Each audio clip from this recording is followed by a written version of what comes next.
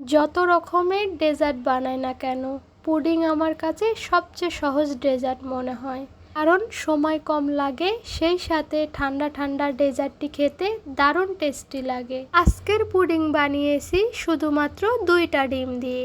যারা নতুন পুডিং বানানো শিখছেন তারা এইভাবে বানিয়ে নিতে পারেন। এবার এখানে নিয়ে নিচ্ছি 1 গ্লাস দুধ। এবার দিয়ে দিচ্ছি 1 চামচ গুঁড়া দুধ। এরপর এগুলোকে গুলিয়ে এক সাইডে রেখে দিচ্ছি। আর এখন ক্যারামেল বানিয়ে নিচ্ছি। এবার একটি প্যানে 1/3 কাপ পরিমাণ চিনি দিচ্ছি এবং দিয়ে দিচ্ছি সামান্য পরিমাণ পানি। এগুলোকে মাঝারি আঁচে জাল করে নিচ্ছি। অল্প কিছুক্ষণ পরেই দেখা যাবে যে চিনির কালারটা চেঞ্জ হতে শুরু করেছে।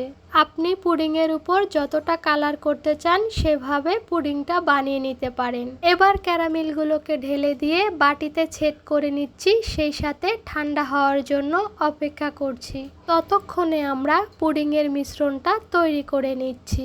এবার 2টা ডিম ভেঙে নিচ্ছি। এবার ডিমগুলোকে খুব ভালো করে মিশিয়ে নিচ্ছি।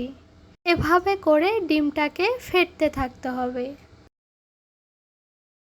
এখন এখানে দিয়ে দিচ্ছি 1/2 কাপ পরিমাণ চিনি আর সাথে দিয়ে দিচ্ছি 1 টেবিল চামচ কর্নফ্লাওয়ার। অনেকেরই পুডিং ভেঙে যায়, তারা চাইলে এই রেসিপিটি ফলো করতে পারেন। কর্নফ্লাওয়ার দিলে পুডিংটা স্মুথ হয়, সেই সাথে পুডিংয়ের গায়ে কোনো ফাটা দাগ থাকে না। এবার দিয়ে দিচ্ছি 1 কাপ তরল দুধ, যেটা আমরা প্রথমে গুলিয়ে রেখেছিলাম। দুধগুলোকে দেওয়ার পর ভালো করে নেড়েচেড়ে মিশিয়ে নিচ্ছি। পুডিংয়ের মিশ্রণটাকে অবশ্যই সেঁকে নিতে হবে। পুডিংয়ের মিশ্রণটা এখন একবারে রেডি। আগে থেকে যে বাটিটা সেট করে রেখেছিলাম সেই বাটিটাতে মিশ্রণগুলো দিয়ে দিচ্ছি।